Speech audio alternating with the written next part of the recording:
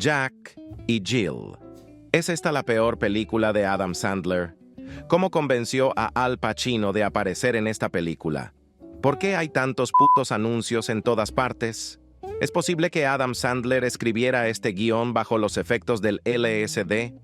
La película comienza con Jack Sadelstein, un ejecutivo publicitario judío que vive en Los Ángeles con su esposa Erin, su hija Sofía, y un hindú adoptado que tiene el hábito de pegarse cosas en el cuerpo con cinta adhesiva. Dunkin' Donuts quiere hacer un comercial de un nuevo producto, el Dunkaccino, mezcla de Dunkin', Cappuccino y Al Pacino. ¡Wow! La situación de Jack en su trabajo no está bien, y tiene la obligación de hacer que Michael Corleone acepte aparecer en este comercial degradándose públicamente.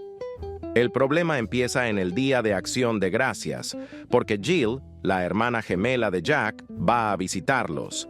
Y ahí conocemos a su hermana, que es nada más ni nada menos que Adam Sandler disfrazado de drag queen. Jack quiere quitarse a su hermana de encima, que no se quiere ir a su casa en el Bronx, y para eso se le ocurre hacerle una cuenta en Tinder y conseguirle una cita para que él ya no tenga que soportarla. Con ayuda del guión, logra conseguirle un match de Tinder, pero el tipo al conocerla dice: ¡Ay, coño de su madre! Es un hombre vestido de mujer. Es un travesti. y hace lo que cualquier persona cuerda haría: esconderse trepándose en el techo del baño, lo que le baja el autoestima a Jill y la pone en un estado depresivo. Para acercarse a Tony Montana, Jack va a un partido de los Lakers en el que sabe que va a estar, pero todo sale mal porque Al Pacino contrae una enferma obsesión con la versión travesti de Adam Sandler, a quien le da su teléfono y la invita a su casa.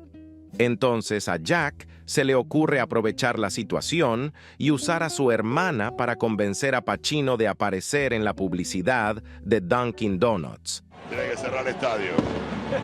Los genios hacen eso. Este acepta aparecer, pero con la condición de pasar más tiempo con la hermana de Jack. La cosa se complica porque a Jill no le interesa, y Jack se ve obligado a vestirse de su hermana para acercarse a Pacino y poder seguir contando con él en el comercial. El que también está interesado en Jill es el jardinero mexicano de Jack, interpretado por Eugenio Derbez, que también hace de su propia abuela, que parece una versión clase B de Mamá Coco metida en el fentanilo. Al enterarse de que Jack solo la estaba usando para su trabajo, Jill vuelve decepcionada al Bronx. Y al enterarse de que se fue, su hermano la busca para reconciliarse, pero justo en ese mismo restaurante, Jill se encuentra a su bully de la infancia, que, sorpresa, también es una dama con rama, quien, sin ninguna razón aparente, se desquita con Jill golpeando a la esposa de Jack. Jill la noquea y aparece Al Pacino vestido de Don Quijote de la Mancha, quien le dice que no la merece y se la deja al jardinero. Entonces Jill se queda con Eugenio Derbez y por suerte esta película se termina. Fin.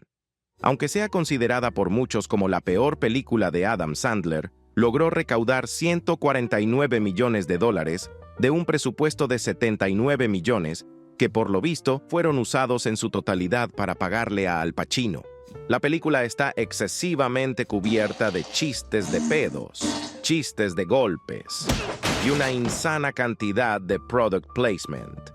Anuncios de Coca-Cola, Pepto-Bismol, Royal Caribbean, etc. Seguramente ni el mismo Adam Sandler estaba seguro de si esta aberración cinematográfica generaría alguna ganancia. Y eso fue todo por hoy. Si el video te gustó, dale like y suscríbete para que saque más videos como este.